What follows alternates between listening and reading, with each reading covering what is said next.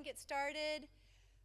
Welcome everybody. This is a really fantastic turnout for this Western Cary informational meeting, and I want to thank a lot of people. Before I do, let me introduce myself. I'm Jennifer Robinson, and I'm a councilwoman for the town of Cary, and I represent District A, which is most of Western Cary. So if you were standing at Prestonwood Country Club and looking westbound, that is District A. So most of you probably live in this district. And I have with me today, I have several other council members that have come. And I'm going to go ahead and ask them to stand up. I have Ed Yerha here, and he is one of our at-large members.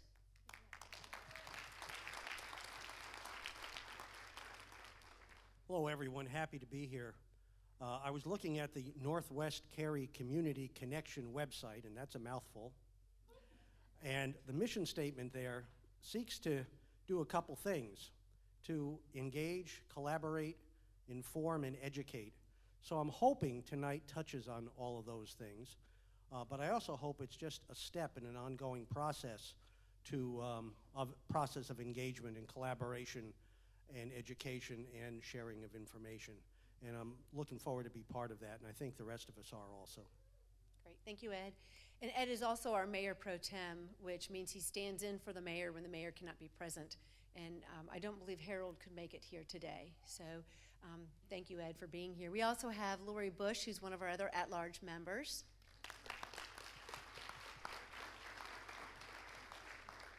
Can I just say ditto, since he just said everything that I was going to say? No, it's good to see you all, and thank you very much to Crosspointe Church and the new Y. This is an absolutely fantastic venue. So Nathaniel and everyone who's worked on the town staff, thank you so much for organizing this, because I have to say I'm pretty impressed. So thank you for having me here. Okay, and then right next to Lori is Don France, who's one of the district representatives. Hi, I'm Don France. I'm the District B representative, which is downtown, inside the Maynard Loop. It jaunts up Harrison Avenue, picks up Silverton, Weston, Wessex, and those neighborhoods. So just want to thank you for having me. Thank you all for being here. Looking forward to a good, honest discussion, an informative session. Looking forward to hearing some of your questions, thoughts, and just happy to be here. Thanks for having me. Great, and then we have one other council member here tonight. We have Ken George. It's great to be here. I represent District D, which is Cary Parkway, pretty much from James Jackson all around to, if you go down and follow it, to Kildare Farm Road and some neighborhoods on either side. It's great to be here. I've known the folks here at Crosspointe since they built this building and moved out here, and just a great collaboration with the town. We're so fortunate to have people that want to be make a difference in their community like they are, and we're thankful they're here and thankful for what Jonathan and the group has done here. Great, thank you. It is such an honor to be out here. This is something that I've wanted to do for quite some time, and it really has been made possible through the cooperation with the Northwest Cary Connection neighborhood group. So please join me in thanking them with a round of applause.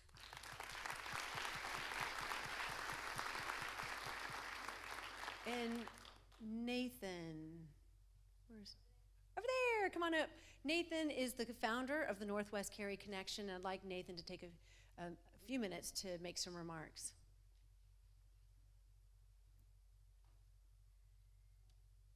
Thank you, Jennifer. Thank you guys all for coming out tonight. I am blown away by the number of people here. I really want to thank you for your time, your effort, and your devotion to our community. I just wanted to give a little bit of history with the town of Cary. I'm only going to take a couple of minutes. I got involved really a lot with our town last year when the proposed budget came out. And to make a long story short, I didn't agree with some of the decisions that were in that budget. So I went to our council sessions, engaged with our government, particularly went to our Parks Director, Doug McRaney, and said, Doug, I think your analysis stinks. I don't like it, and I think it should be done a different way. And I was blown away by his response. He said, that's great. He said, I want you to share that with the town council. I want you to if you feel that way, what I don't want you to do is just to sit there and stew. So all along the way, engagement with Doug, engagement with our town council has been about engaging with our town, engaging with our staff, and every step of the way, I've been met with enthusiasm, excitement, and a yes we can attitude. And so I just want to give a plug for the town. I'm blown away also by the number of staff that are here tonight. Thank you guys all for coming out to our community tonight. Let's give them a round of hand, please. A round of applause.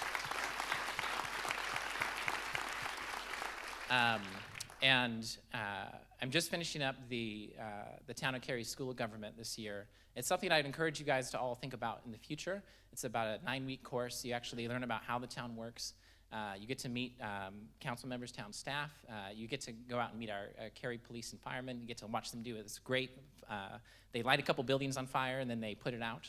And then the police also let you shoot some guns. It was my first time. So I enjoyed it a little too much. So anyway, I just want to give a quick plug for that. Lastly, I think the focus tonight was really to engage our town government on things that are unique to our area. So we did send out a survey prior to this event. We sent it via Nextdoor. We sent it to community specifically. And I just want to share the results. So we got over 500 people responding, and we just asked the general question, what of these general topics, what are most important to you as we go forward? And those topics were parks and greenways, local food and business, and the Mills Park Community Center. So I think that reflects a lot of what's on our minds, a lot of our vision for hoping to see how we can help and shape this community. But that's partly why I created our group, the Northwest Cary Community Connection. We wanted to educate, we wanted to engage positively and collaboratively, and we wanted to make sure no one's spinning their wheels. So if you have a question about a road, you can go to our website and you can figure out, is that an NCDOT road or is that a Town of Cary road? Is that a county road?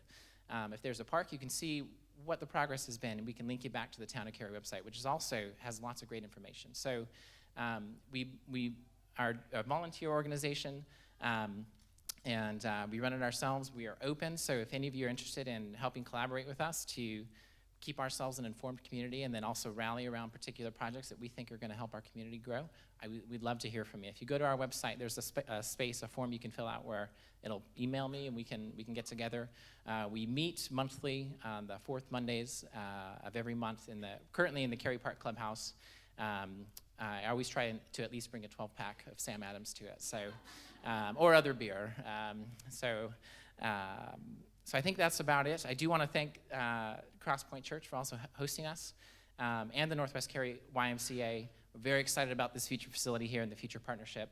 Unfortunately, due to our size and also due to a number of other factors, we can't offer tours tonight. I'm sorry to inform you of that, but I have the next best thing, which is pictures of the facility. So these are just a few pictures, as you can see. Where you can see we've got workout equipment already in place. Let me make sure things are moving along right on time. Actually, Brad, Emery, are you here? Brad, would you mind coming up, just speaking a couple minutes? Brad Emery is going to be our director of the Northwest Cary YMCA. And just because of the partnership with Crosspointe and because we're here and they're hosting us for free, I would just love, Brad, do you have a couple minutes just to say a couple things about the vision? Thank you guys for giving me this time, and thank you to the town and Nate and your committee for putting this together. I think it's really exciting, and we're so blessed to be collaborating with Crosspointe Church. I think the vision of these two organizations together is our hope will impact the community in ways that we wouldn't be able to individually. And so because of Crosspointe Church, you'll have a YMCA in this community, and our hope is that we'll support the work of the church as well. And so we're excited about progress. You can see that construction is really coming along. You can see a lot of work has been done from the exterior of the building. Our hope is that we'll be able to open our doors sometime in the next 3 to 4 months.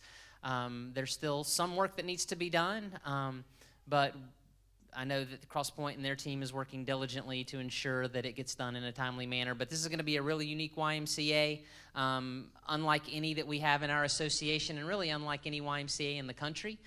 So this partnership is very unique. The Y itself has been designed in a very unique way. It'll be about 65,000 square feet of total space that we'll be leasing from the church. Most of that space will be in the building that's closest to Carpenter Fire Station Road. There we'll have 4 group exercise studios, about 13,000 square feet of wellness space, a 10,000 square foot gym, some square footage for office space. We'll also lease some space in the middle building, which is the children's ministry building here at Crosspointe. That's where our Child Watch programs will occur. And then we'll lease space in this current building, which we're actually already doing. Some of you may have seen YMCA signs as you drove in, where we'll run middle school after school here, as well as some summer camp programming. So our hope and really our goal is to offer the same great programming that we offer at the Taylor Family YMCA here at the Northwest Cary YMCA as well. And so we want to replicate a lot of those programs. I know many of you are already participating in after-school, early arrival, and day camp programs, maybe Leaders Club as well. So we're blessed that because of our presence with youth programming, we're already actively involved in this community. And so this is just the logical next step. So if you have any questions, I'll be around tonight. I've got a couple of coworkers that are here as well. Tim Carr and Brian Huffman would be happy to answer any that you might have. But thank you for your time, and I'll turn it back over to Nate. Yeah, let's give them a round of applause. And thank you again to Crosspointe and the Northwest Cary Y for hosting tonight. So again, I just wanted to thank you for your time. And just as a reminder, we still do have chairs in the back if we need to put extra chairs out. And there is a overflow room that does have video and audio as well if you're feeling too cramped. So, so that's what I have, and let's engage.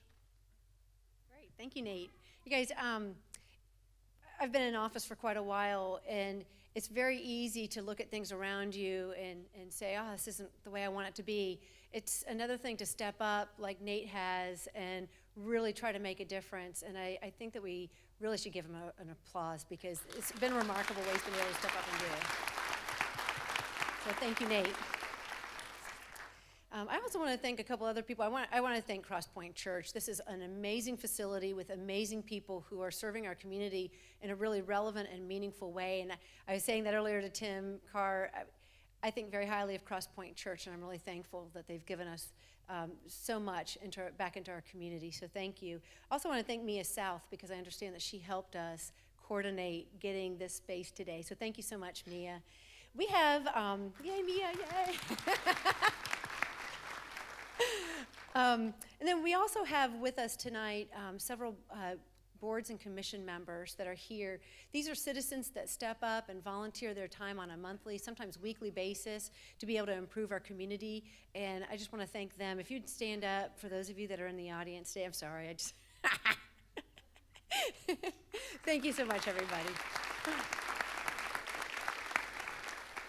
Okay, so let's just talk really fast at a high level about town governance, so that everybody's kind of brought up to the same, same place. So the town of Cary is led by a 7-person council, and that council is elected by citizens. We are led by our mayor, Harold Weinbrecht, who could not be here tonight. And then we have 4 district representatives, some of whom you've met tonight, and then we have 2 at-large representatives. So as a citizen of Cary, you elect 4 of those members of the council. And we are charged with setting the vision for the community. We do not handle day-to-day operations, but we do have the most phenomenal government staff, really, I think, in the United States. And it's led by our town manager, Sean Stiegel.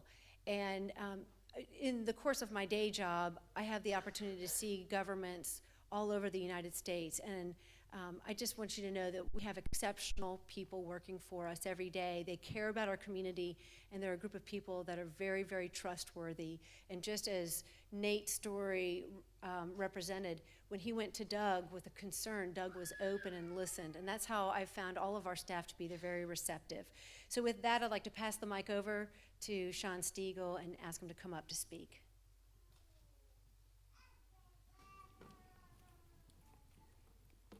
Thank you, Jennifer. I just want to say right from the beginning, you guys make me really happy. And let me explain. 20 plus years, I've only been in Cary for 9 months, but 20 plus years in the business, I have never attended or been a part of a public meeting with this many people without something really bad happening. And so this literally makes no sense to me. And so that's what the entire 9 months has been like, is just being amazed, not only by the staff, by the council and their interest in serving the citizens, but now the citizens themselves. And so I hope this dream never ends. So thank you. With that, I am a government employee, by the way, so you know there's going to be a PowerPoint, right? Everything gets distilled to PowerPoint at some level.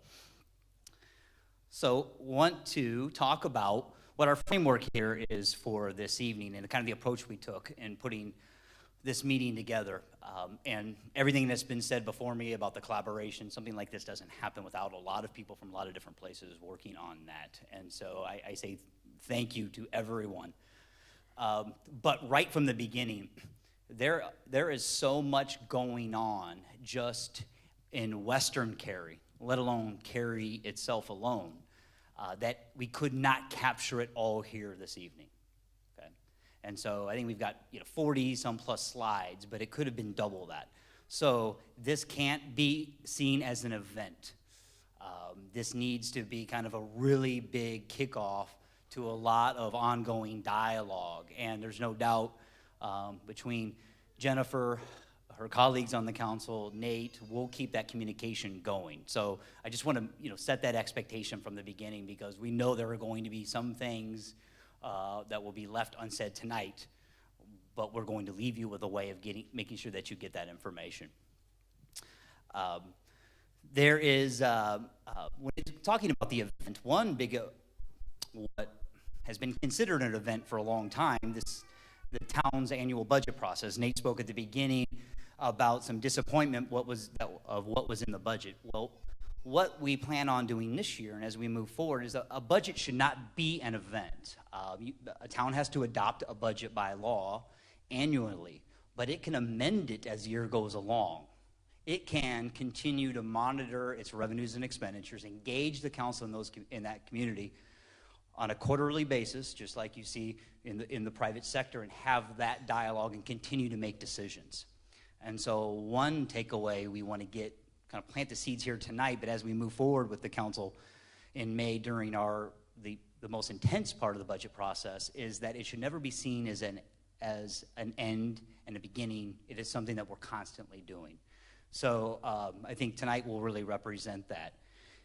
It also represents a town-wide engagement strategy. So this evening, Jennifer talked about this is something she'd been wanting to do for a long time. And it's very important for us to let the rest of our council members know that we clearly want to do this throughout the community. And we have other partners out there. So this serves as a good model for us as we continue to engage the community at a much, much higher level. And we wanted to do that in a very multifaceted way with lots of different channels. Some channels that are very old school, like this. I still think nothing beats face-to-face. So Lori, you're all over social media, but face-to-face is still best, right? Yeah, there's no replacement.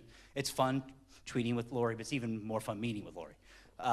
So a lot of it still wants to be this, old school, but through things such as 311 and a lot of very high-level engagement techniques and strategies, many of which we've been doing for some time, taking it to this next level, you're going to see over the next couple of years that we will be very, very connected with the community and continuing to allow our citizens into our process in meeting the council's expectations, because they are so citizen-focused and oriented.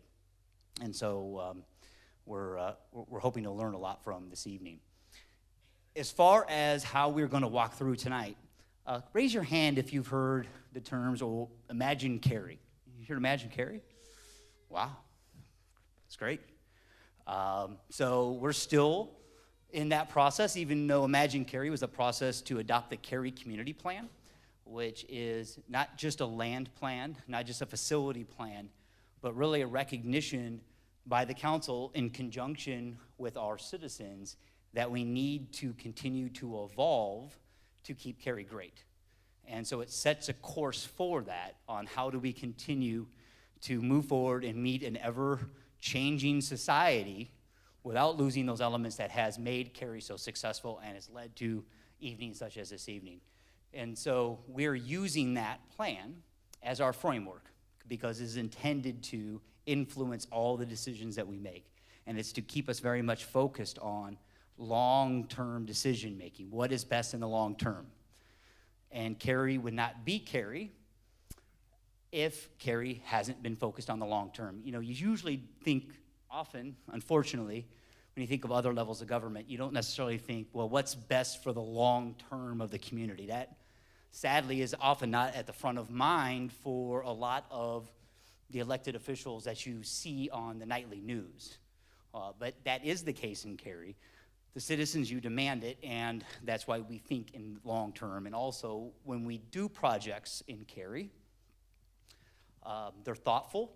Sometimes they may take a little longer, but they are meant to be generational projects. So our parks are meant to be generational type of parks. They are meant to last for decades and decades and decades and continue to serve the community at the very highest level.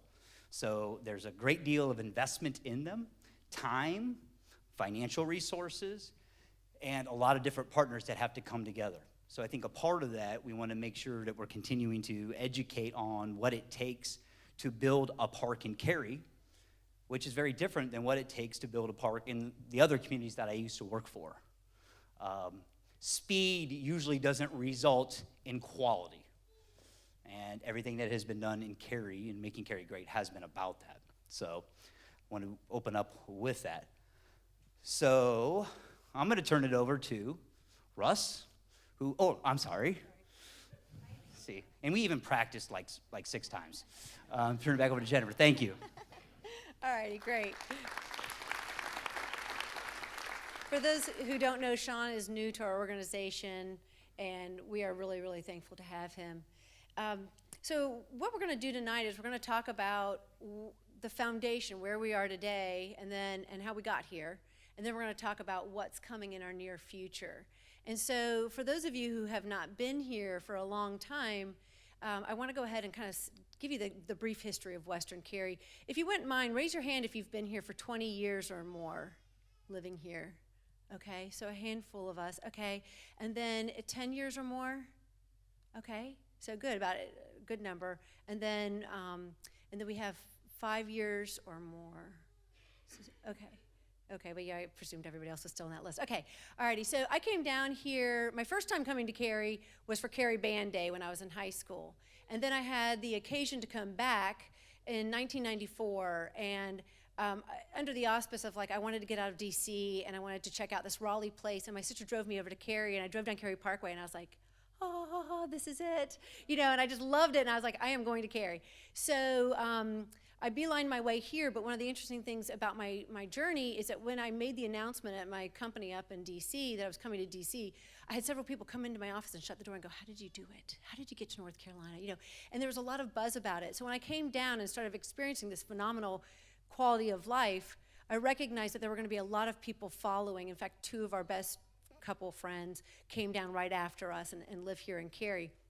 But we just knew, this is a place I say about Cary is that nobody wants it to grow any further than it is, right?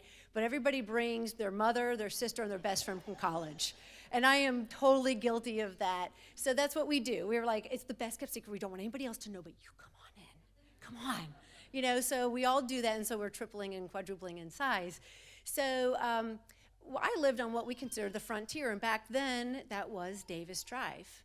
And it was clearly the frontier. There was a wooden fence that cut off High House Road at 55. I kid you not. I thought it was a weird thing, but it was actually there. So we were on the frontier, and my big concern at the time was that infrastructure was going to get overwhelmed by this massive growth that was happening, and at the time we had 13% growth. So I got involved, and I started attending meetings, as did Lori. That's how I first met Lori, because we are what people would call civically engaged or civically obsessed, which means that we went to all the council meetings and we had an opinion on everything, and it got to the point where they started putting us on boards and commissions because we had so many opinions, and before I know it, it was 1999 and I was on the council.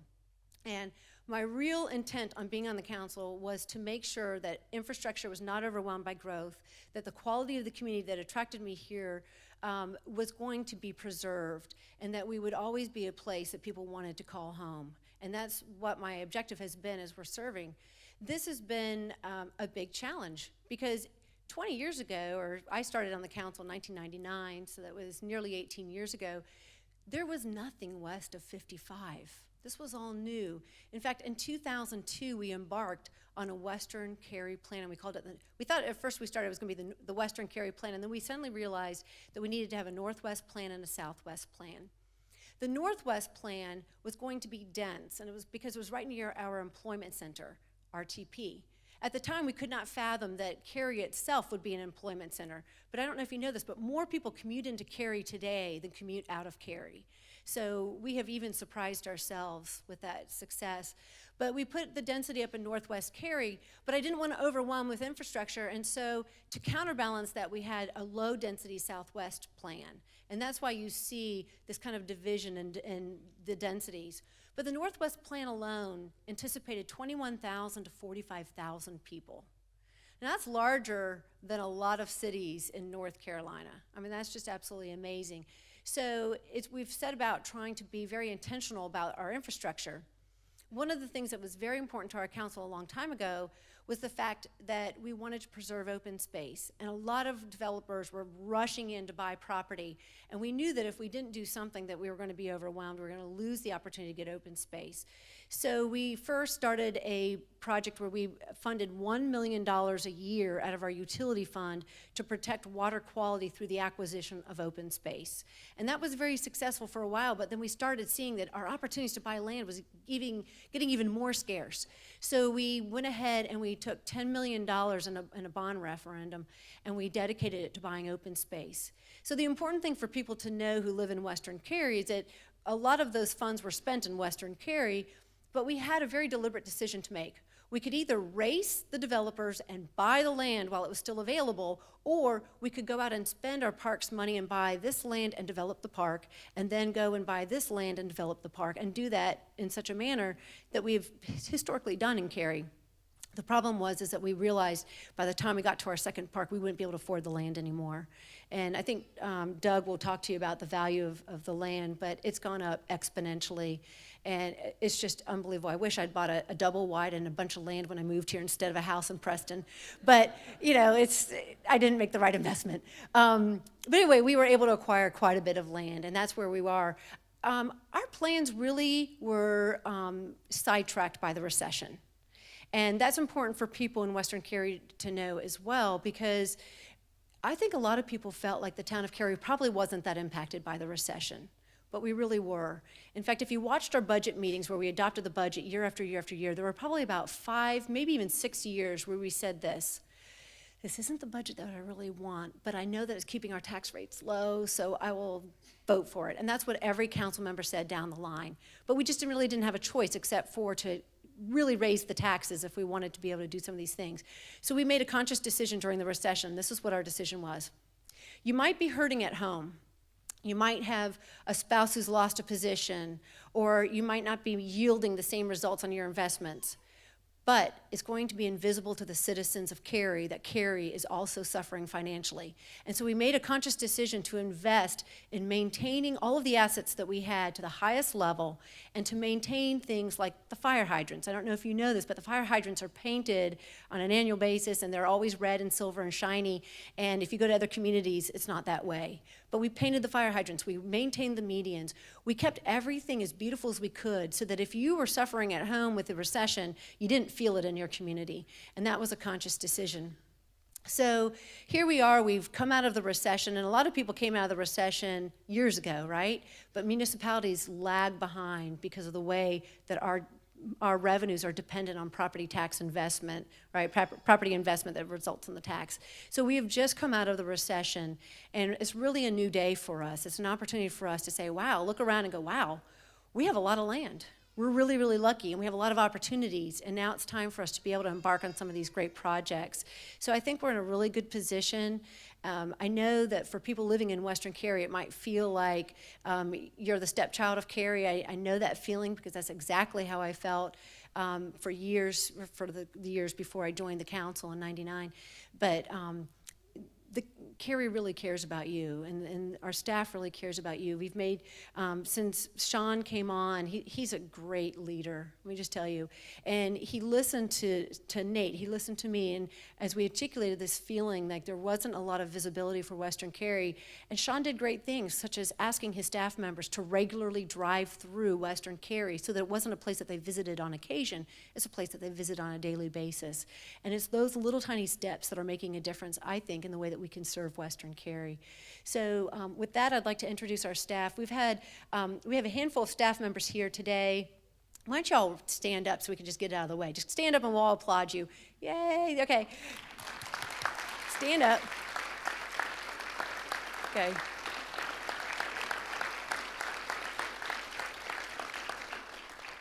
Thank you, all of you, for being here. And I'm not kidding you when I say that these are the experts. These are the people that are considered by other municipalities as the experts in each of their respective fields, and it's impressive. We have speaking today, we have Russ Overton, who is our assistant town manager. And Russ, we have a deputy town manager, and then we have two assistant town managers.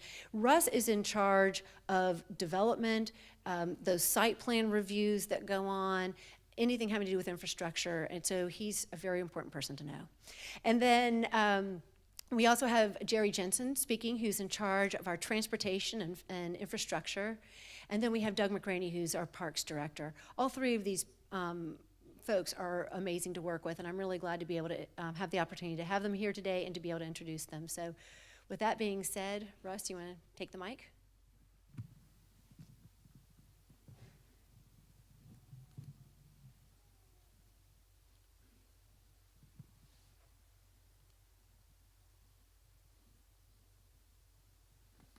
Thanks, Jennifer, and thanks for sharing your story. Thanks for inviting us out here today, and thanks for the opportunity to connect and engage with each of you. This is an opportunity where we want to share some of the things that are going on around the town, but also to listen to you.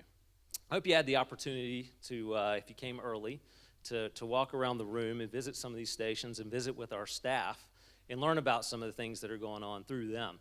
I hope you can tell, Jennifer introduced our staff, but I hope you can tell in talking to them, if you had the opportunity, how excited they are and how eager they are to serve citizens. And I echo Jennifer's sentiments that it is awesome to work with all of these people. So when we started putting this presentation together with my colleagues and looking around in Western Cary, we were really struck by two things. I had two major observations. As one, there are a lot of great subdivisions out here. And the second one was, wow, everything's pretty new. And it strikes me as it's very new, and I share this with Doug. We started the same year at the town of Cary 19 years ago, and none of this was here.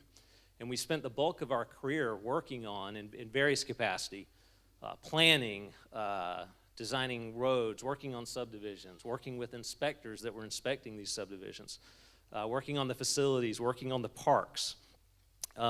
And I have to say that there's one thing that we can tell is that Cary citizens have a lot of pride. You have a lot of pride in the things that you do. You have a lot of pride in your subdivisions. It's even shown the pride in these entry monuments. And I hope, for goodness sakes, there must be some sort of prize given for the best monument because these things are fabulous. That same level of pride shines through, especially in Western Cary, in our schools, in our parks, and even in our fire station. We've got the picture over there. We've got some of our firefighters and police who work out of this facility. But this has to be one of the most amazing facilities, certainly in Cary, but probably all of America, and I hope you all can agree. I hope you all have visited it. So Sean mentioned a lot of this. I just want to hit it one more time. But we recently adopted our community plan, our Imagine Cary community plan, and it really does set our vision for the future. It's broken out into chapters. If you met Meredith over here, she has a copy of it, probably talked about it a lot, and she was part of the team that did it. But it's broken up into chapters: foundation, live, work, shop, engage, shape, move, serve, and act. And what you're going to see in this presentation tonight is that we've used that as the themes to talk about a lot of the projects. Two very unique areas that I want to hit out of this plan in Western Cary are are our historic Carpenter and Green level special planning areas. These areas are very unique to Cary. They're very unique in Western Cary, and we want to preserve them. We want to preserve the unique characteristics while allowing some context-sensitive growth and development to also occur. Jennifer set this up for me, but tonight's presentation on projects, which I know you all are eager to hear, is broken into two parts. It's foundations and act. The first section on foundations will give you some information about what's happening today, and as we move forward to act, it'll touch on what's planning for the future. So with that, I'm going to turn it over to Doug, and he's going to talk about parks. It's okay to stand up with him, right? So we have an easier transition. Yeah, it's fine. Go on up.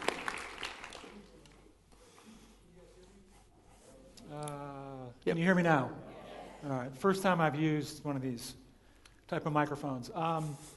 First off, I'm just telling you, to stand up here and see the crowd, it's fantastic.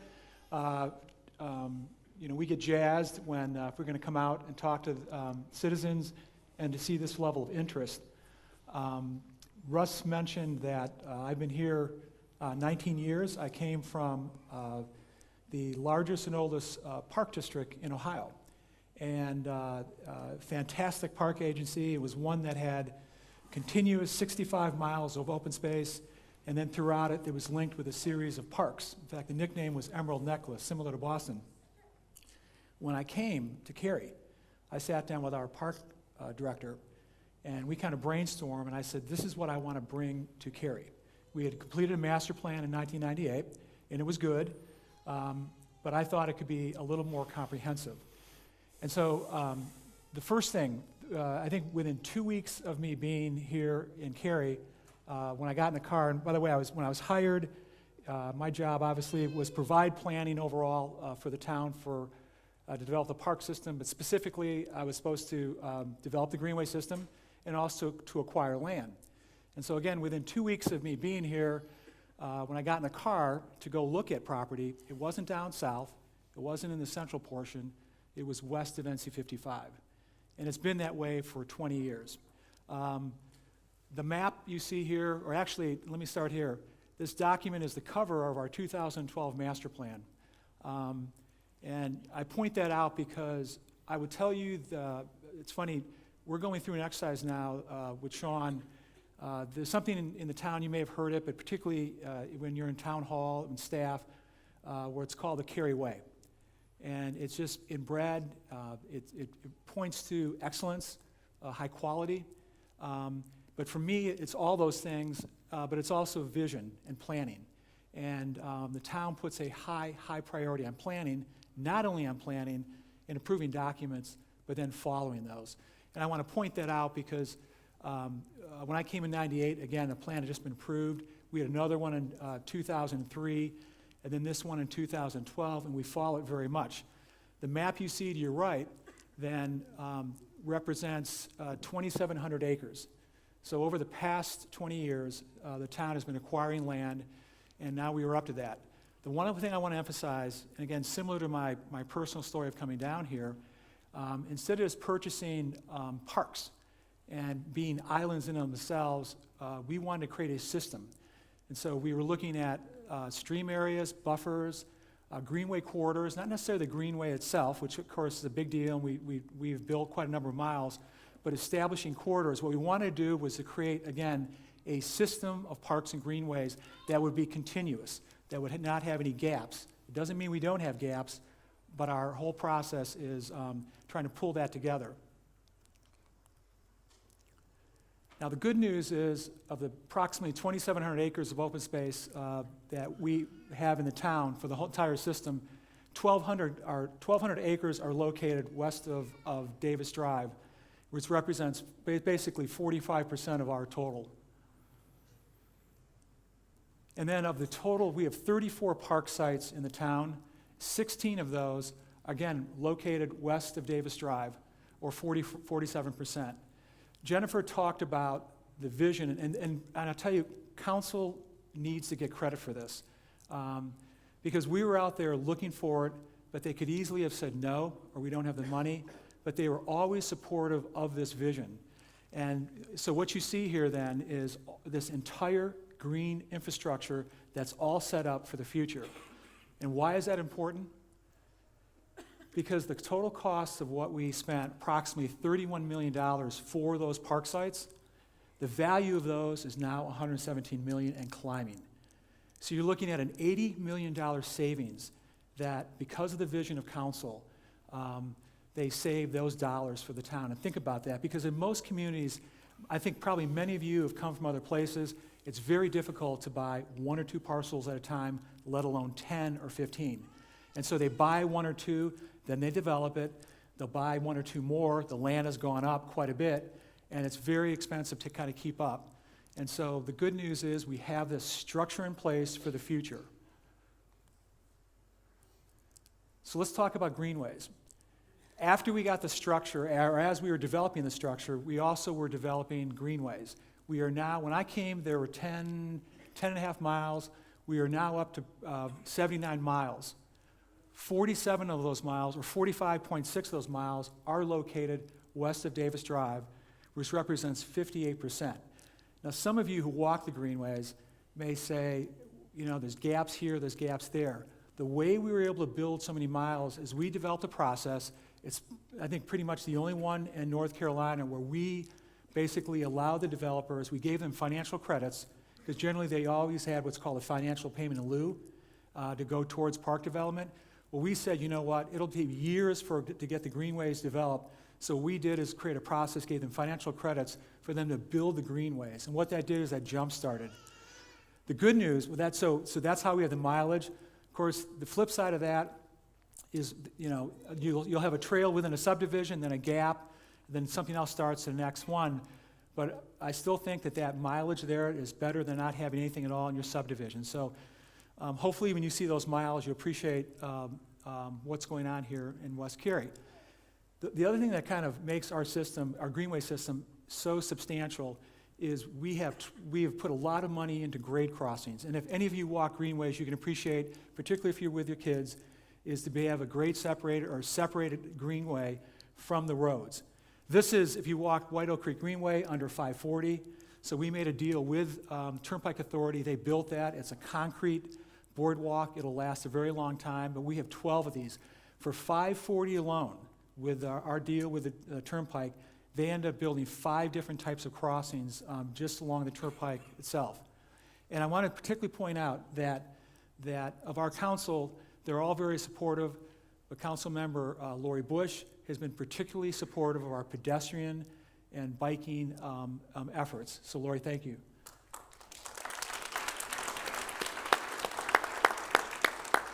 Real quick, this just shows a number of the facilities, number of parks that we've built. Overall, we have 8, and then along with 2 venues. Let me quickly go through some photos. Anyone use the tennis park? Very good. The Cary Tennis Park, it's got 29 overall courts, and it is probably one of the top publicly managed facilities in the country. It's phenomenal. Obviously, if any of you used it, it gets quite a bit of use. Sometimes I've heard complaints about getting courts. We have 25 or 30 tournaments in the year, and come 18, we'll be hosting the ACC Championships once again. Thomas Brooks Park, 2002, we built 4 pinwheel of softballs. We've got the soccer fields, play area, basketball courts, and this actually was in the same land area as USA Baseball. 2005, neighborhood park, Sears Farm Road, off of Green Hope School Road. USA Baseball National Training Complex. Anybody has gone to USA Baseball? Dan, all right. And not many hands were raised, but what's not appreciated, USA Baseball is a national governing body for essentially pulling together youth baseball talent, the best talent in the country, from ages 14 and up. They are also the national organization will be responsible for pulling together the United States Olympic team. And so expect the Olympic team to be here in Cary prior to the 2020 Olympics that'll be in Japan. These are the players, when they were kids, young, who, that's okay. Mike Trout, Bryce Harper, these guys are either superstars All-Stars are played in the World Series. And the list is much, much longer. But these guys have all been in, all played, and now are in the Major League Baseball. So if you haven't gone, from between Memorial Day and Labor Day, that's when the USA is basically running the facility, bringing various teams in. White Oak Creek Greenway from NC 55 West Green Level Church Road. This has been completed. This is a 1,700-foot linear boardwalk that runs through wetlands there at the end near Green Level Church Road.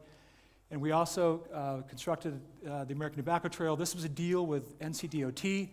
They paid for this, they designed it, they came to us and they said, we'll do all that, but will you build it for us and will you maintain it? And so this is a 3.5-mile long segment through Chatham County. And of course, the entire trail now is done. You can take it from Wake County up through over I-40 to streets to the mall to the north in Durham. A couple of things, real quick. Programming, we've also been trying to work, and we've heard a number of complaints over the years about any of you who have your kids play basketball or baseball having to go down to Middle Creek. So in 2015, we started do geographical team assignments, and we did that in basketball first, and then this year we're doing baseball. So that's one thing. We also started summer camps at Mills Park. I want to say we had 17 camps last year, 96% participation or attendance, and this year we're going up to 38.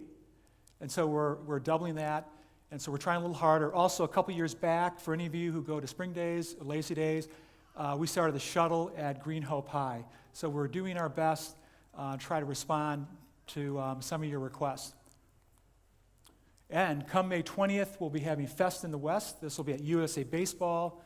And so hopefully many of you tonight here can attend that and have a good time. And with that, I will turn it over to Jerry. Great. It's great. Thank you, Doug. My background is I've been in transportation for about 32 years, and 7 years ago, I decided that I wanted to get back into public service, and there was really only one municipality that I felt that I would fit in, and it had the right stuff that I was looking for, and that was the town of Cary. And I was very fortunate to get a position with the town of Cary, and I will tell you, this is probably one of the best jobs I've ever had. It's serving people like yourselves each and every day that gives me pride and making a difference. I will tell you the transportation planning efforts that have gone on in Cary over the last several decades is just truly remarkable. And that's a true testimony to the leadership that has been in Cary for so long. The Imagine Cary community plan also is a leadership a visioning document that will advance us into the future with transportation. And in this particular slide, it shows the street networks that we have in Western Cary. Again, I think this is a great testimony to the visioning that we have in Cary. I wanted to kind of give you a little timeline. Back in 2000, western parts of Cary were very rural. There were very few, if any, multi-lane roadways. They were all two-lane roadways. Highway 55 was two-lane. Davis Drive was two-lane. So really, it really wasn't a whole lot going on out in that area of town. I want to fast forward to where we are today. The red represents the investments that have been made by both public and private investments in Cary, developers and town of Cary representatives, NCDOT. And as you see by all the red color, there has been a lot of growth in our transportation system out in Cary, particularly in Western Cary, and also in particular, probably the biggest game changer that occurred several years ago was the NC 540 Turnpike that granted Western Cary two primary interchanges to that great facility. That really expanded the mobility and freedom of everybody in that particular area of town. So, what makes Cary special? I know when every time I drive in and out of Cary, I kind of go in awe about our medians and how well they're landscaped. And we truly believe that our medians, as you come in and out of town, is really a very defining characteristic something that makes you feel good about coming to our community and taking pride in what we have. Some of those meetings are planted, some are grassed, as you see here. Here's another example of the commitment. Some of these planted meetings are not only done by developers, but they're done by our public works staff, and they take great pride in making sure that that all our meetings are well maintained, and it basically envisions the quality that we want in our community. This is also, I will tell you, my personal observation. I'd rather be, if I'm driving in traffic, I'd rather be surrounded by a bunch of nice medians than just a sea of asphalt. So I hope you enjoy it as much as we do. There's been a lot of other investments over the last couple decades in Western Cary, and that includes our public utility system, which includes water lines, sewer lines, and reclaimed water lines. In addition to that, we built 2 fire stations out in Western Cary. One is at fire station number 7, which is on Carpenter Fire Station Road near NC 55, as you see pictured here. The other one is Fire Station 8, which is on Green Level Church Road near Mills Park. This particular station also houses a police substation, so it has a dual purpose. But as you can see through this, these slides as you go through, you can continue to see the theme of good quality, what expectations Cary wants to have. And what better way to show how much we really care about quality? Those of you that know what a pump station is, this is probably the highest quality and most aesthetically pleasing pump station you'll ever see. But it's in Cary, and that's a great testimony to what we strive for in Cary. And that's not only from great staff, but it's from great leadership. I'm going to turn it back over to Doug. All right. Thanks, Jeremy.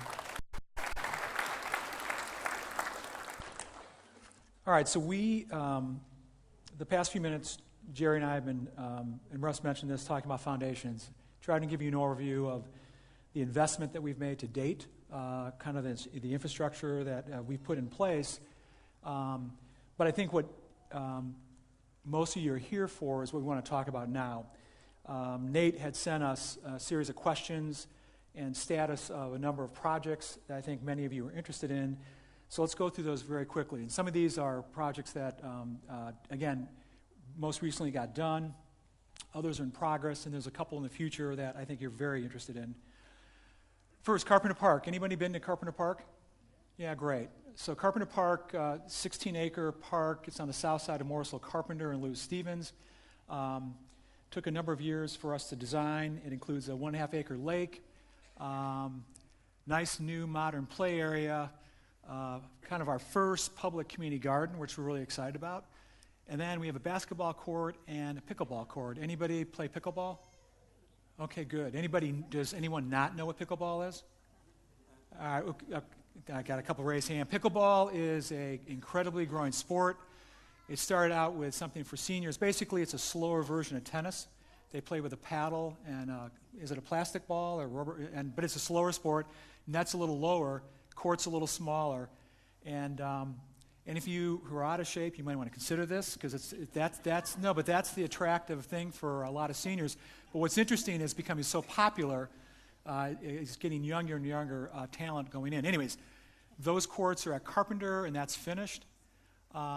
Next is New Hope Church Trailhead.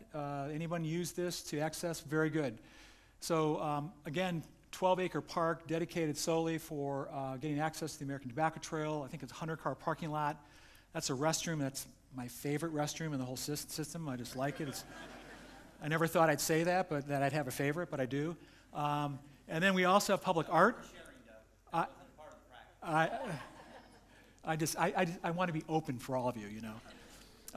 It also has these figures, they're called the visitors, it's public art. And I also want to hand it out to Councilmember George, who is our liaison to the Public Art Advisory Board, who provides wise leadership in our decisions for projects like this. And So anyways, New Hope Church Trailhead Park. Artificial turf fields. We have 5. We just built 5 in the past year, and two are down at Middle Creek, but 3 of the 5 are here in Western Cary. There are 2 at Tom Brooks Park, where we work to deal with Capillary Soccer League. They pay 3/4 the cost. We put a quarter in, and then one of the fields at Mills Park, which is bond-funded field.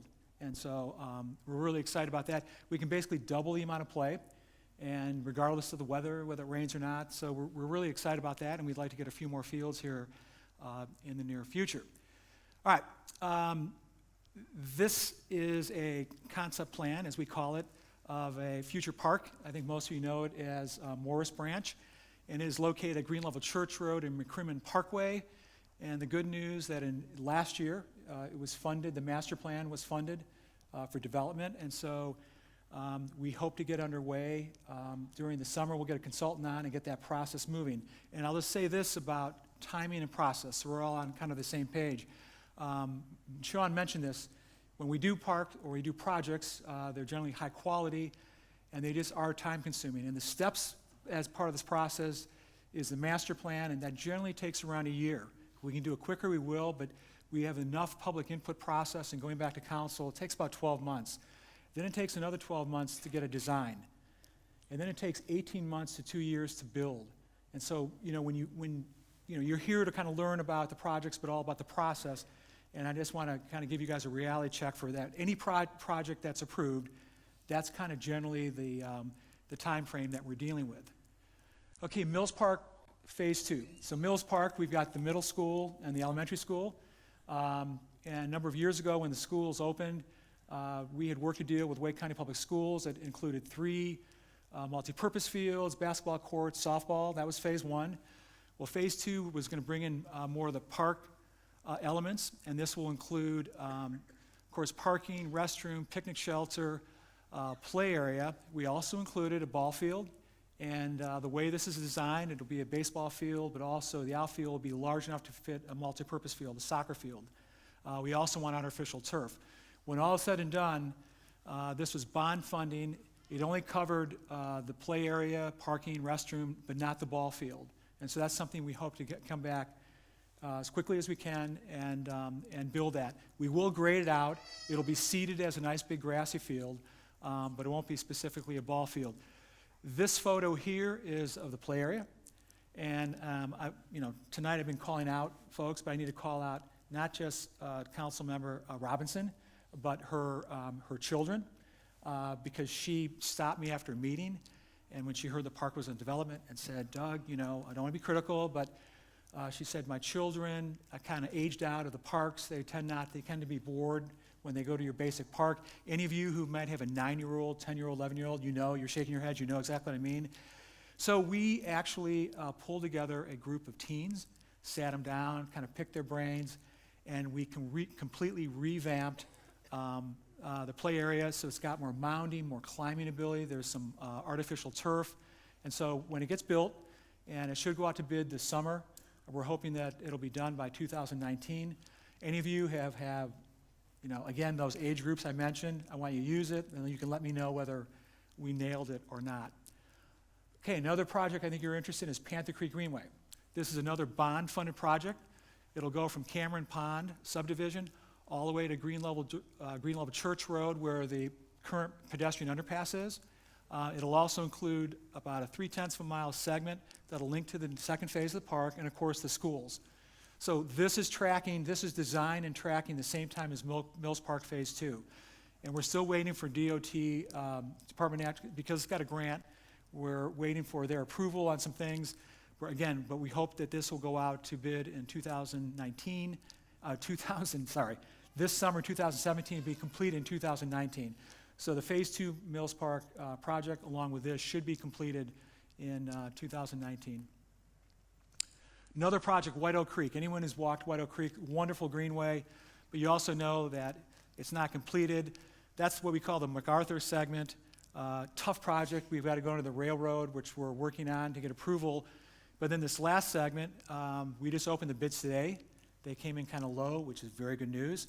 And so we hope to go to construction this summer and be completed with that in 2019. The star you see is, again, a trailhead that will be built as part of the Green Level High School. And so the parking lot will be on that side of the high school side, which is on the south side of White Oak Creek. You can park there, walk across the bridge, which is widened, and get access then to this greenway, and then get on to the American Tobacco Trail. So we're really, really excited.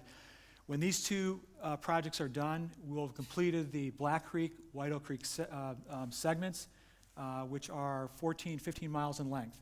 And you'll be able to go from the American Tobacco Trail all the way up to Elmstead. So these projects, for all the staff who have been working on it, it's been 20 years in the making, so you can appreciate how long that's taken. Real quick, we're constantly trying to improve our sports venues. We've gotten what's called hotel occupancy funding. This is funding from from people staying in hotels, and we've been very fortunate that we got some good chunks of money for one project here. This is the tennis park. So we pulled out 4 of the outdoor courts, and we're building 7 covered courts. So any of you who play tennis and could not play because of bad weather, finally we'll provide some relief for you when you go to the tennis park. This should be completed this summer. Over on the right is USA Baseball. We've gotten funding for clubhouse, locker room, training facilities. Again, for any of your kids who play baseball or are excited, we'll have a year-round facility to train indoors, which we're really excited about. And then offices for USA Baseball. They're now in Durham. They can now finally have their national offices here at USA Baseball. Good Hope Farm. This is, for any of you who've been to Carpenter Park, on the north side of Carpenter Park, is a 29-acre parcel. It's actually an historic farm, turn of the century. And council approved this past fall to go into an agreement with a conservation agency, a nonprofit, and they're going to manage this as a farm, as a cooperative farm, and which means that they basically will sublease out the 29 acres to 15, 20 farmers who will be farming some for the first time. It's a very unique project, very cutting edge, and a lot of credit goes to both Councilman Robinson and also to Councilman Urha. And I would say that Councilman Urha, he is our preservation enthusiast and supporter. And even some of the work that we've done, he just wants to make sure everything we do is to a T and that it fits within the preservation, and that we don't do it schlocky at all. So all aspects of this are looked at council, and wonderful support from both of them on this project. I'm getting near the end. West Cary Disc Golf Course will have an 18-hole disc golf course on property on the south side of New Hope Church Road. So if any of your kids or any of you guys out there who play disc golf or played at Mill Creek, which is our other course, this will be an 18-hole golf course. Look for this late in the fall. And lastly, we're also working on the update of our Parks Master Plan. Back in 2011, 2012, Cary completed a land use plan with Chatham County. The parks portion of that was pulled out. And so our staff is going back, then updating that to get in the proposed greenways and parks for the eastern part of Chatham, further western part of Cary and Wake County. Whew. So that's it. Jerry?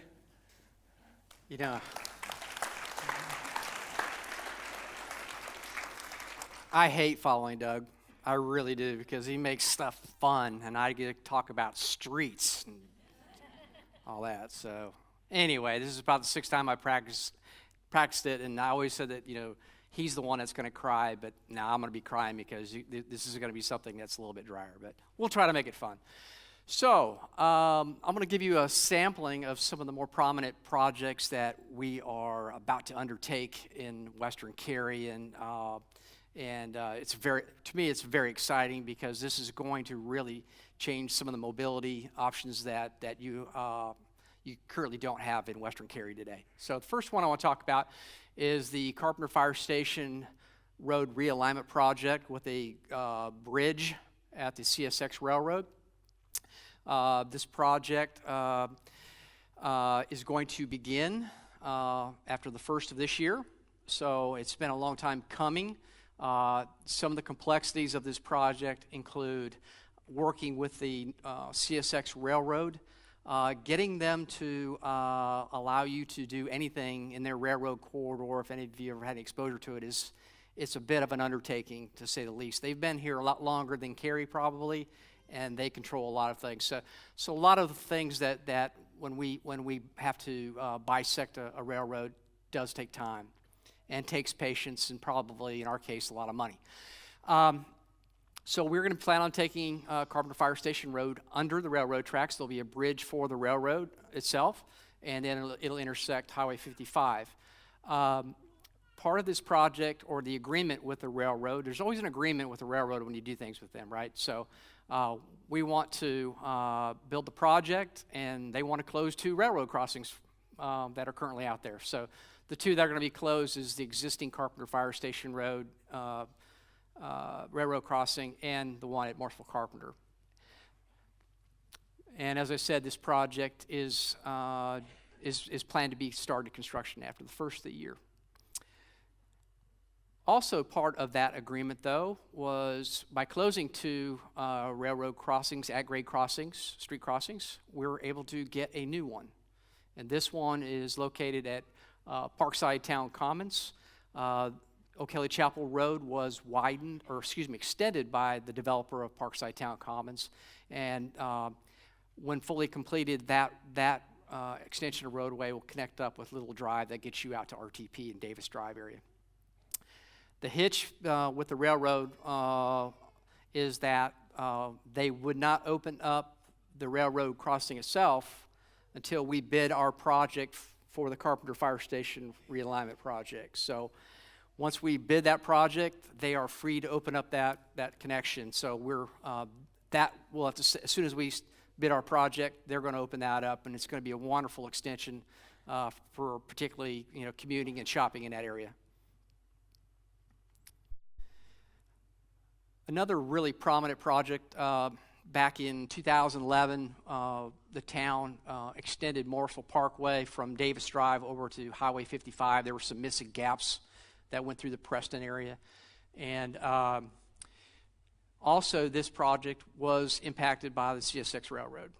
And by getting an at-grade crossing at Morrisville Parkway at the railroad, we had to live by their desires to basically channelize and configure the intersection with Carpenter Upchurch so that certain movements had concrete islands put in it. It's difficult. You can only make certain turns. You can't make turns off the side street. You can't go through it. Very difficult. Those of you who traversed it or you have kids at Green Hope High School, it's frustrating. Based on that frustration, there was, and by citizens, council member Franz and Robinson approached DOT and the railroad and asked for their perseverance and fortitude to actually convince them that we could get a project and open this thing up fully so that we don't have to regulate movements any longer. We can freely move back and forth from this intersection. So where we are planning today is this roadway is going to be starting construction later this fall. And we're going to open it up. The islands are going to be removed, and we're going to put a traffic signal there. So that now that people want to go to Green Hope High School, those students can have free movement there. It's a signal, safer. So we're really, we would never have gotten that without the support by our council and the help from the state. Another really exciting project is the final segment of Morrisville Parkway that goes from NC 55 over to Green Level Church Road. There are 3 developments, the Greystone development, Friars Gate, and Highcroft Village that have built segments of Morrisville Parkway, but we don't have the segment that goes over the turnpike. So our project initially was to build a 2-lane roadway from Highway 55 all the way over to Green Level.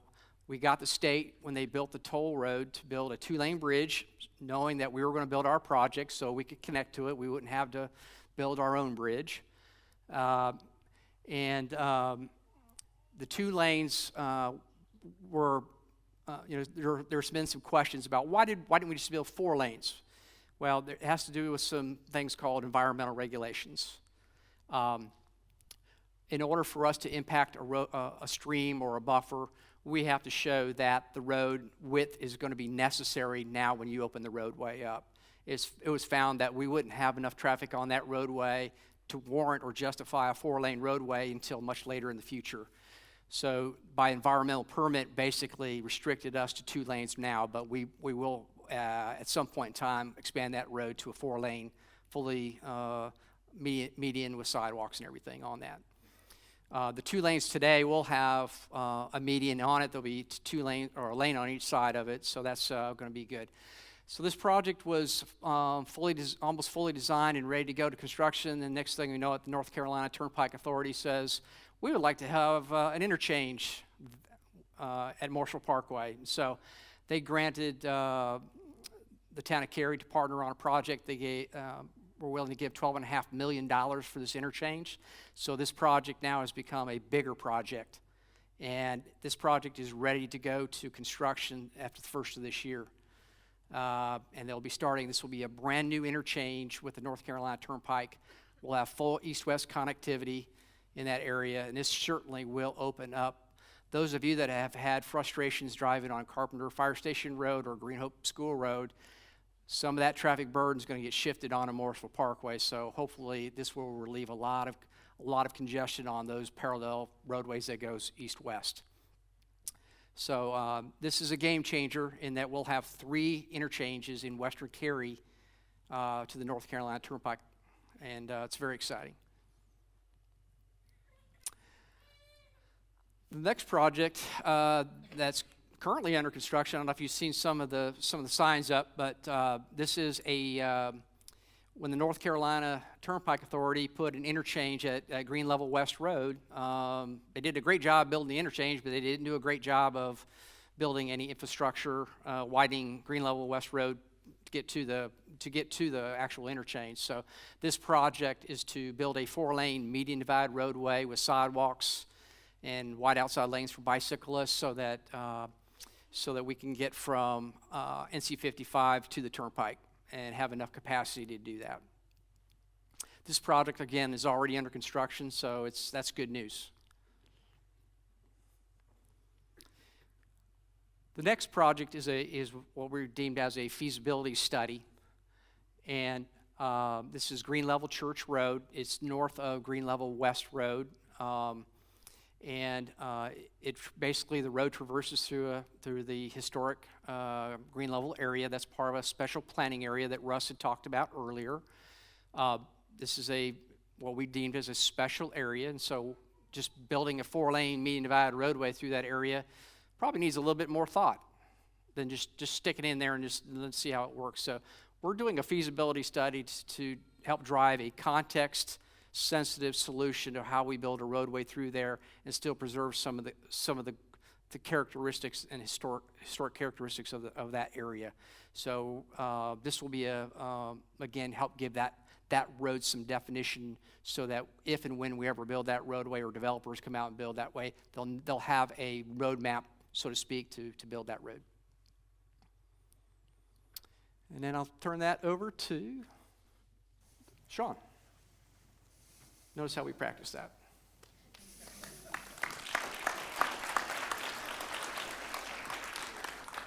Thanks, Jerry. I'll be really brief. So I talked about before that when we plan, can you hear me?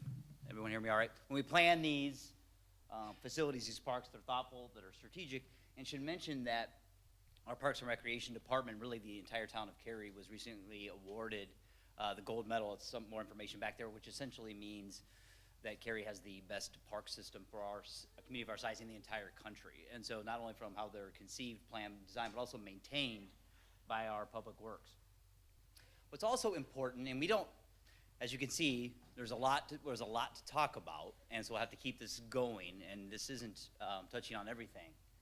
But we're transitioning from a growing community to a more mature community where it's going to be, in the future, less about building new parks, although you're going to hear about those, and you have been hearing about those, to maintaining, thank you, I knew I was going to get in trouble, to maintaining our parks. And so one way we like to think about it is Cary, over the years, If you've been here for any amount of time and you've purchased property, Jennifer made a reference to it earlier, it has been a good investment. And so it's been like a giant mutual fund. And a part of that is when we invest in our facilities, when you make the decision to invest in our parks and recreation facilities, it ends up having a multiplier effect and increases the value of properties in all of Cary. But what is also very important, and again, we're not touching on it here this evening, there is no such thing in our business as a neighborhood that can exist on an island. And so communities, from an investment standpoint, are judged by their weakest or which neighborhood is struggling the most. And so when we make investments, for instance, in our downtown park, and phase 2 will be starting here very shortly, that has an impact on the entire community. When we make investments in Lockmere, et cetera, it does have an impact. So a rising tide lifts all boats, and that's why, even though you have a district representative, it takes non-district representatives like Don France to vote and support those projects. And so while you don't elect all 7, it requires the majority of the council to approve those things. And so that connection is very, very important, because it's very easy for any of us to get focused on just our area. But what happens in Cary, 20, 30 miles away, does impact you. And so we want to make sure that we're continuing to educate you on those things as well. As we continue to imagine Cary, one thing that we're going to be talking about in the future, not this year or maybe next year so much, is how do we make major investments in our existing parks, all of our existing parks, as we go through an important refresh cycle. And so actually, Nate and I have started at the very beginning, have some of those basic conversations. But one thing that we know is our parks and recreation bond referendums, they pass overwhelmingly. And again, Cary citizens understand that, because Cary citizens know how to make wise investments, and those investments improve the value of all of the property in Cary. So we want to continue to have those conversations with you in the future.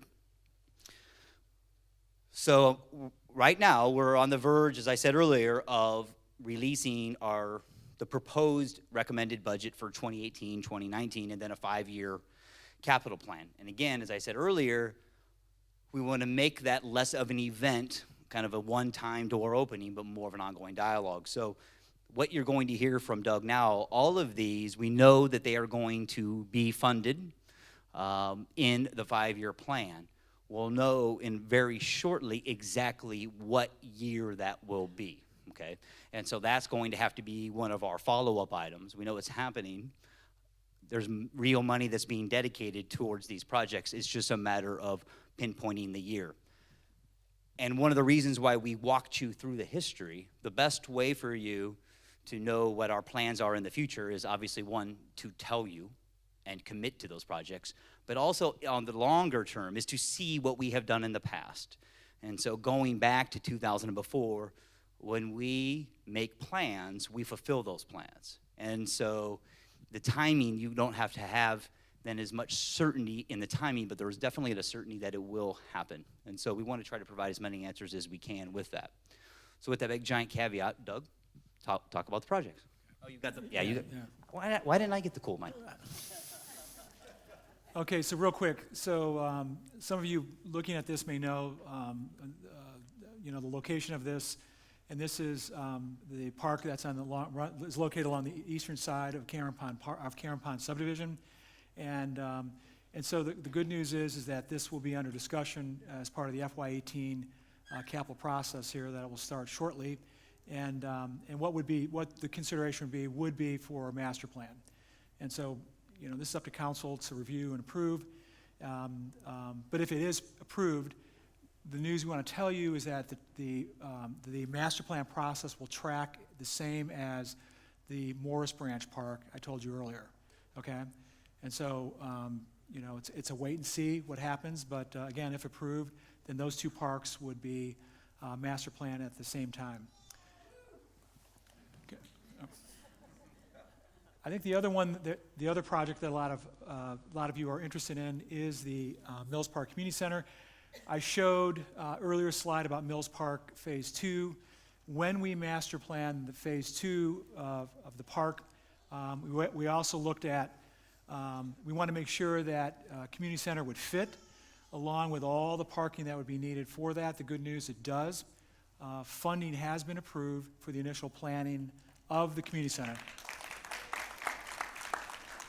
And so look for later this fall for that process to begin in earnest, okay? Jerry? Well, let's just hope I get an applause on this one. It's a tough crowd tonight. One important project that I'm also particularly proud that we're going to look at. It's in this year's budget recommendation, but to widen Carpenter Fire Station Road from Cameron Pond all the way to 55. This road will be a 4-lane median divider. Hey, all right, thank you very much. Great crowd tonight. Yeah, now I'm feeling good. No. Yeah, it's like your demeanor just changes, doesn't it? So it's a 4-lane median divided roadway with sidewalks on both sides, wide outside lanes for bicyclists. We're a complete streets community, which means we provide choices for mobility for those that walk, bike, transit, and vehicle. And in 5 years, when you invite me back, I'll talk about driverless cars, and that will be cool. So, but anyway, this is a project. As soon as we'll be kicking the planning stages off on this, and really looking forward to this project, complementing the project that we're starting early next year, the Carpenter Fire Station Realignment Project. So you can imagine once we get this project completed, Carpenter Fire Station will be pretty much through Cary completed, and that's fantastic. So great testimony to the community for your support. And Okay. with that, I'm going to send it back to you. Thank you. This is great information. What we'd like to do right now is to get feedback or questions from you if you have an interest in providing it. I know some people might feel like there's a time constraint, so if you feel like you can't stay, we have an email address set up for you to be able to provide feedback, or if you get home and you're like, I wish I'd said this, you can email us at feedback@townofcary.org. So again, that's feedback@townofcary.org. It will help our staff if you could put in the memo line Western Cary so that they can be on the lookout for it. And any question that you ask, they'll not only reply to you, but they will also put it in a summary document where we're going to codify or record all of the comments and questions said tonight, but also everything that's emailed in. So if you don't have the opportunity to say something tonight but want to, it'll be added in there, and then we'll put it out there for everybody to see. And that way, for neighbors who weren't able to make it, you can point them to that and say, hey, here's a document that has some information in it. So at this time, if there's anybody who has any questions or comments, we'd love for you to join us. Just there's a microphone on either side, so if you have a question, like you, go over to that microphone right over there, and there's one right over there. So, Thank you. and Russ is going to add another one. There you go. I'll do Danny Boy first now. Thank you. All these projects and parks and everything you're doing, that's all great. And maybe I missed it if it was asked earlier. But by the time these places are ready, how many more people do you expect to be living in the area that will be enjoying these parks with the rest of us? Okay, that's a great question for Russ because he oversees our development. How many houses are in the pipeline? And by the pipeline, we mean the land has already been entitled for rezoning, so there could be another home or homes, lots of homes, added, or they're under construction. Probably have to get the exact data. I mean, I know we're building roughly 100 new homes a month in Cary. They're not all situated in Western Cary, but a lot of them are. It is slowly running out of land, but I believe our biggest land mass continues to be in the Chatham County area. It is lower density, 2 units to the acre, I believe, so it won't be growing as fast. Meredith, you remember what our total build out might be, population-wise, from the plan? All right. Well, so the Northwest plan, what we did with the Northwest plan is we said, okay, for this parcel of land, you could have this density to this density. So we might be like 8 units to 16 units per acre, that kind of thing. And as I said earlier, the Northwest plan was the more dense plan, with the Southwest plan being the lower density plan. As you can imagine, if you owned land when all of this was farmland and your land was slotted for higher density, that was the land that the developers went after first, right? Because it was very valuable and it had a great yield to it. So that's exactly what we've seen. We've seen the northern part develop first, with the southern part coming in later, and the western part even coming in after that. So the range that we had was 21,000 people to 45,000 people, and that is living west of Highway 55. So I can't say what exactly our population is now and how we are marching towards that, but I will say that in the 90s, our growth rate was about 13%, 13 to 14% annually, and right now it's hovering around 3%. That's right. So that is what's considered kind of a sustainable growth rate, where we can keep our infrastructure from being completely overwhelmed. And we're recording the questions so we can respond to that. We have a map of what's not been built out yet, so we can include some graphics in the response as well. Yeah. Okay? So, oh, sorry. Yes, we do. So the question was, do we consider population growth when we're planning our roads? We consider our population growth when we plan our roads, our water, our sewer, the water treatment plant, our reclaimed water system, our park system, our library system.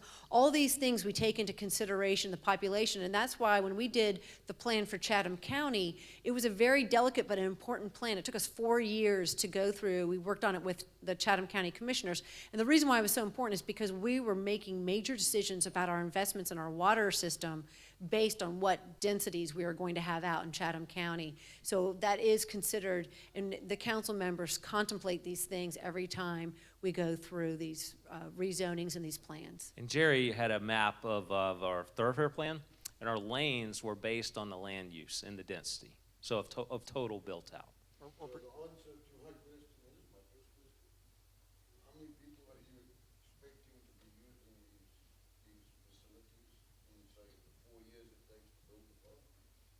The ultimate use of the road system would be anticipated as much as 45,000, but we're probably not going to hit that 45,000, because even though we had these ranges of like 9 to 16 units per acre, they didn't all come in at that highest density.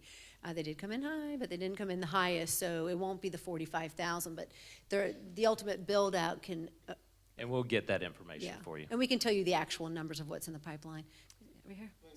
So, oh, I'm short, sorry. So based on that, and I'm someone that has emailed you guys a lot about the land use plan of Northwest Cary. So we know that years ago, we became a high density area for Northwest Cary. A lot of us have been here longer than when that was agreed to. Is there any opportunity to go back and change that plan? Because we're not able to handle it with our roads and our schools, so what? Well, okay, that's a great question. We only have about 17% of our area of our town left undeveloped. And I would say that we have, if you look at the northwest area, you have even less than that left for development. We know it's all apartment complexes yeah, it's and all condos. it's gone very high density. So is there any way to, and I don't know the terms or terminology, to replan? Replane. The land is there. We know it's been sold. It's for high density. We know it's supposed to be apartments and condos. You drive down Green Level Church, and it's all apartments and condos, which is great. It's great to bring people into our areas, to be in good schools. That's not the issue. The issue is we can't handle it out here, and I'm just curious, of the land we have left that is not built on, is there an opportunity to rezone that, I guess is more Okay, of a question. so there's stages that land goes into. So all land before it's ever gone through an initial rezoning is zoned at R40, which is a holding pattern, and that basically means 40,000 square feet per lot. So you would look at an undeveloped parcel of 100 acres, and it would probably be zoned R40. Then the applicant or the owner or somebody who wants to buy his land, who has an option on his land, has the opportunity to come and go through what we call entitlement, which is seeking a rezoning. That rezoning request needs to comply with the land use plan. So we have this high-density land use plan. If the land has not come through rezoning yet, then we have latitude to adjust and pivot based on what we're seeing around here. And we have done that on some of these parcels, and on other parcels we haven't. And, because the majority of the council believed it was the right thing to do, is to go forward with higher density. But if a land has already been zoned at a higher intensity, let's say it was in the Cary Park PUD, and in 1990, well, it really was like 2000 when Cary Park came through, and that big PUD said that the land was going to be high density, then the town does not have the right or the responsibility to go down and downzone the property. That's fairly unheard of in our community, and So it is what it is. It is what it is if at it's this if it's point. already been approved. So, and the Cary Park in itself, that whole PUD is a fascinating story that would take like the entire night. So if you ever want to have a whole night of hanging out, we'll hang out and talk about it. So I'll leave it yeah. for other people. My request just is, based on the applause you'll hear, that is something, if that is an opportunity for you guys to understand that in Northwest Cary, we're looking for you, if that opportunity comes up, to take a look at the land that's left to less density. Yeah, I'm totally with you. So it's been a struggle. It's been a struggle because over the course of the last, let's see, 2002, so the last 15 years of having this plan, there's been a real consternation about being able to react to what's in the ground and saying this isn't right for our community, versus the other thought is, well, the plan said this, that's, we thought this out and we need to go forward in this cohesive manner. So there has been that push and pull, but I totally respect that opinion and I get you. Yeah. Okay. Yeah. Chad. Just thank you all for being here. I think this was very illuminating to me just to hear about what's in the works and the plans, because that information wasn't terribly clear until an event like this. So that was very helpful to me. I wanted to just sort of a comment there was about the land banking that went on a decade or so ago. I think for many of us who drive by, we don't know what the town of Cary owns and what's just undeveloped private land. So I think seeing that map that 1,200 acres west of Davis has been protected and conserved is really important for us to know, and it just has not yet been developed. So that was eye-opening to me. The other thing was just that it's a 4 to 6 year process from approval to get a park on the ground and developed on that land banked land. So I think we're all anxious here because while you talk about downtown and other areas are more matured areas, parts of this West Cary are very, very new or not even yet developed. And so I think over on this end, we're feeling the newness and the lack of any existing resources, and in other areas they're feeling. So I just would hope that the town council could hold both of those things. And I know that you do in many ways, but to hear from us out here that we feel like there still is not yet the existing facilities to support a rapidly growing population over the last 3 to 10 years in this park. So 2 comments there, but the question I have really is about transportation related, and it has to do with pinch points that right now the developers are the ones who are asked to develop and widen the roads as new developments come in, but there are multiple places along Carpenter Fire Station that was identified here and also in Green Level Church, really from McCrimmon going north there, where there are individual half-acre properties or 1-acre properties that are not big enough for a developer to come in and build the road, but they're dramatically pinching traffic flows and turn lanes, and very dangerous intersection of Green Level Church and O'Kelly Chapel that has a 2-foot gap falling off the road, which is on a school road there. So some of these things are safety issues and huge traffic pinches that can't quite wait for 1-acre properties developed. And I'm wondering if you could illuminate how we could raise attention to those pinch points or what the town might be able to do to address those. That's a great question. Jerry, I don't know if you want to address the pinch point. Sure. Let me start. You're absolutely right, particularly on Green Level Church Road, north of McCrimmon, all the way up to O'Kelly Chapel Road. We've seen a lot of new growth occur, and there's been some gap widening, and there's some missing gaps. We've got, so we have a lot of asphalt that's not being used right now, and we do have pinch points. The good news is that there are other developments in the pipeline. particularly up at the school that is coming online at Hortons Creek. They'll be widening the other 2 lanes along on O'Kelly Chapel Road, but they're also doing some turn lane improvements at the intersection with O'Kelly and Green Level. There's also another plan that was approved for a daycare and office on that corner of Green Level Church and O'Kelly that is going to fill in those gaps on that corner, so we'll have full lanes there. You know, and our hope is once that is complete, they're under construction now, but when it's complete, we'll have 2 full lanes going southbound on Green Level Church Road, all the way from O'Kelly, all the way just about till you get to McCrimmon. And you're absolutely correct. There are some still private small lands that are probably not going to develop or probably not feasible to develop. And this is where it's going to take some investment, either from the town or the state Department of Transportation. You know, we look at all these things.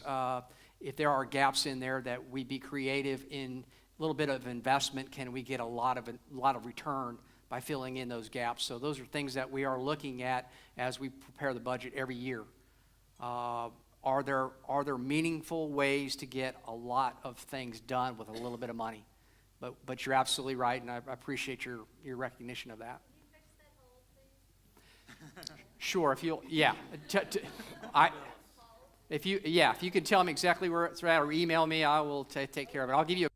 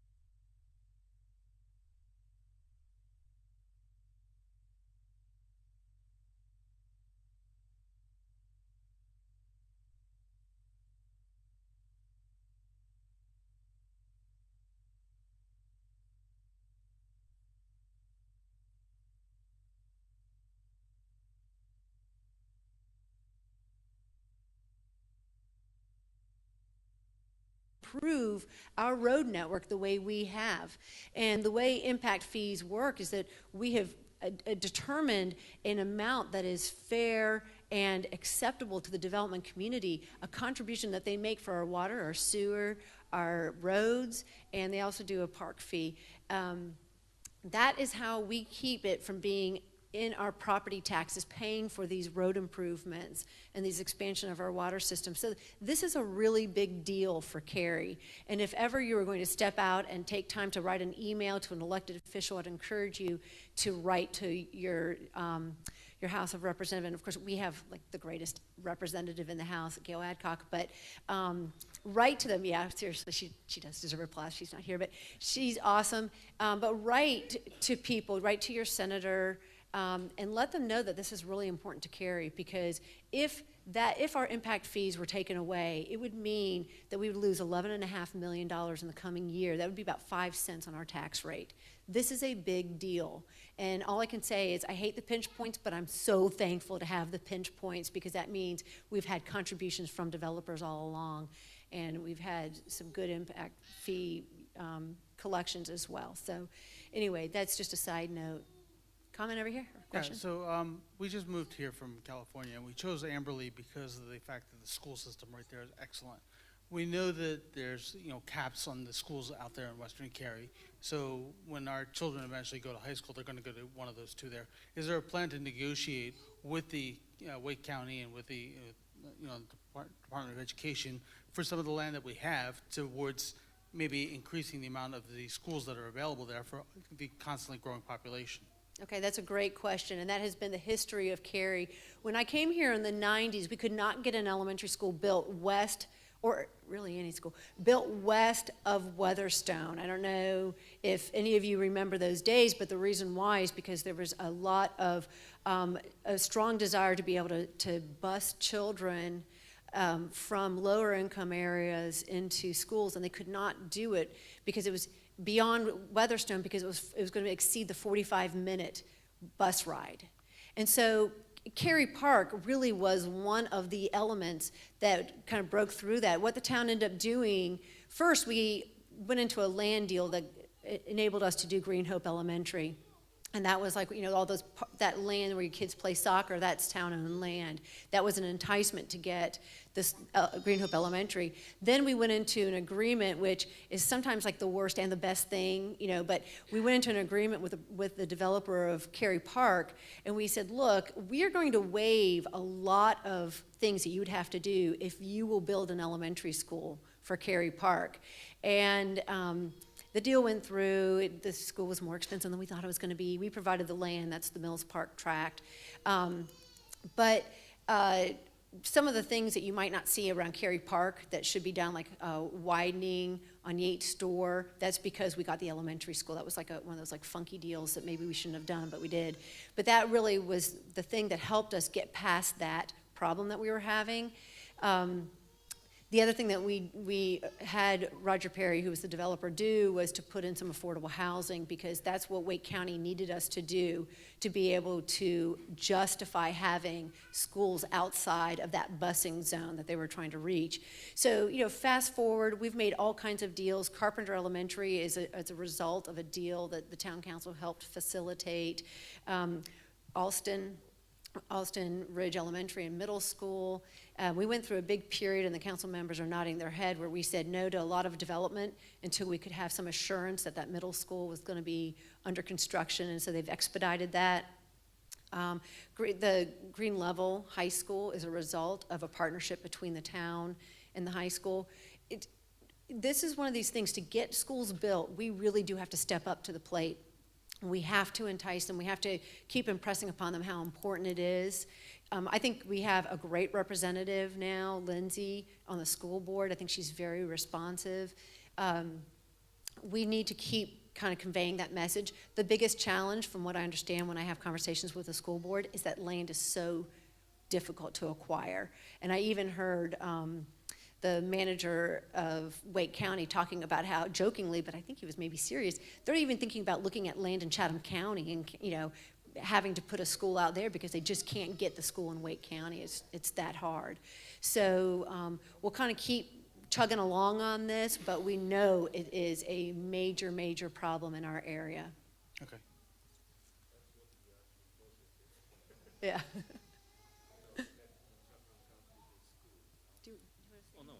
Okay. Well, yeah, Chatham County schools are actually quite good. It's just getting there, right, from Western Cary. Uh-huh. Here, why don't you? Basically what it is, a lot of people are asking, for their kids not to be bused so far, like, they've been right now. And so it's mostly kind of, how to say it, basically people, what they talking about, having actually city of Cary building, school in Chatham County, so the kids, they wouldn't be bused and so on. So. Okay, so I don't know if y'all heard that about just kind of the desire for Cary to build a school. We don't have the authority to build schools from the state, but what we have been looking at is there's been some state charters that have expressed interest in being out here. That can go anywhere. You could live in Wake County and go to a state charter that's built in Chatham County. One thing that I think we did do well on the Chatham County plan is we designated some potential sites for schools. That's something that we didn't do on the Northwest plan and really should have done, because I think that would have been a more intentional approach, because it's an obvious need. And Sean's coming up, so I think he wants to say something. Oh, I'm just coming up to start to wrap it up. So this is, But there's yeah. a guy right there. Yeah, that, again, after this, we'll wrap it up, but every question that you send us, we will answer, every single one. Even if you want to know another staff member's favorite bathroom. So we'll get them all answered for you, and it'll be in that summer report. So again, and Nate had asked if we could have follow-up meetings. I said, absolutely. So we'll do it what it takes. Sir? Okay. Not to pile on a little bit, but I do appreciate your efforts with the schools and everything. But you are aware that the Mills Park schools are capped, right? So right across the street, they're building a new development. They can't even go to those schools. I just wanted to make sure whoever the powers that be know, you need new schools out here because things are capped, and you get a bus, across town. You can't really sell a house right across the street from a school. Yeah. It's kind of a sad situation. Anyway, enough of that. I didn't hear anything mentioned about the Edwards little grocery store out here. What is going on with that property? Do you have any idea? There's nothing going on with that property at this Is there any time. reason why not? And they're a private landowner, and we can't force them to do anything. If they're in violation of code ordinances, we can go out, we can address any complaints. If you have complaints about the degradation of the property, we can send somebody out there, but. I mean, there's rumors flying around that the land is toxic, or there's something that they can't build or something. I don't know. I haven't heard that myself. Jerry, have you heard anything like that? I'll only add, you get complaints time to time. We'll go out, we'll make sure it's safe. Safe means that they have to keep it locked, potentially boarded up, things like that. It's technically not even in the town limits at the current time. So it would go, as Jennifer mentioned, it probably need a rezoning if we're ever to develop, and then a development plan. So there are we don't have any plans in the system for that right now. I haven't seen any. Let me just address your school issue, the comment that you made. We're fully aware that the schools are way overburdened. So many years ago, we started having this problem. This has been the history of Western Cary, period. I mean, they've been overburdened schools from the very beginning of my experience here in the mid-90s. At one point, we said, okay, we're going to have an impact fee for schools. We didn't have authority to do it, so we went ahead and just did it anyway to see what would happen, and we got sued. And so we gave the $10 million back to the developers who paid it in. We learned, okay, you can't have impact fees. At some point, we said, we're not going to approve development. We're going to mandate that we're going to ask the school system if there's actually capacity in the schools for the development that we're being asked to approve.